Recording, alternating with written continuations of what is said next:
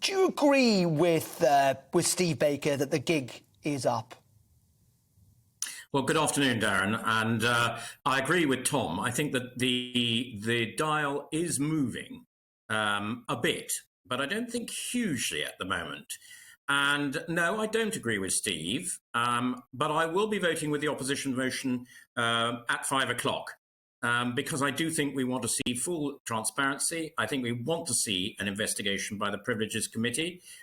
If they find there is nothing further to investigate, that is fantastic. If they find the Prime Minister is guilty of something, well, then we should know about it.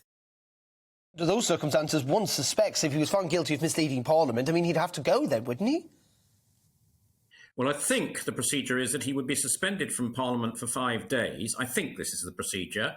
Then his constituents would have the right of what is called a recall to ask for a by-election. So that is the sort of process that would be gone through. I meant more in the sense that you and others, you and your colleagues, couldn't then support the Prime Minister if he had been found to deliberately mislead the House. I mean, essentially, he'd lied to you and others. Oh, I think if the Privileges Committee comes out with the fact that he's lied to Parliament, then I think it's going to be very difficult for him to continue. I agree entirely with that. Do you think, though, that in many ways, this is a death by a thousand cuts, and maybe it's better to kind of lance the boil now, if you want. I'm mixing up lots of my metaphors there, but it's the kind of Steve Baker point that the gig is up, that he's now lost such a substantial part of the party in terms of support. Today largely made that clear, but also that there probably will be more fines. Sue Gray's report could be devastating. The local elections might not be great for you guys.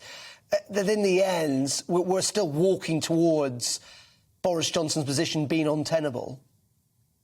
Well, Darren, I don't know that, and you don't know that. At the moment, we have a situation where we know he's had one ticket. We know that he has said himself that he doesn't believe he deliberately set out to mislead Parliament. So on that basis, the Privileges Committee would deliberate and decide whether he had. Now, if, as you say, after the local government elections, which may or may not be as bad as we feared, and the Metropolitan Police come out and with no further tickets, and Sue Gray comes out and says it's not as bad as everybody says, then I think he might survive. If, on the other hand, we have a huge dropping in the local government elections, there are substantially more fines, and Sue Gray says the whole thing is terrible, and the Privileges Committee comes out and says he lied to Parliament, then I think we probably are looking for a new Prime Minister. Just very finally on this, because I know we want to talk a little bit about India. It sounds that you are not going to give the Prime Minister, your leader, essentially wholehearted support, that irrespective of what happens, he has got your backing, which some of your colleagues are doing, that you are simply going to wait, see what happens, and then make your judgment.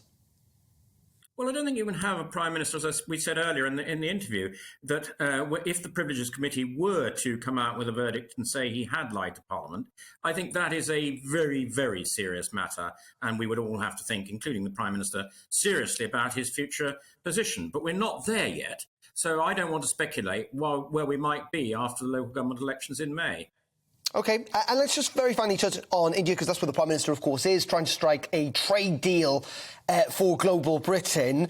Though it looks like if there was to be a trade deal, it could mean a relaxation of immigration rules for Indians. Is that an acceptable trade-off, do you think? Is that something that the public would find an acceptable trade-off? Well, when we're in severe labour shortages for certain professions, including IT, which the Indians are very good at, I think a little relaxation of visas for Indian people in return for a trade deal might be a thoroughly good thing.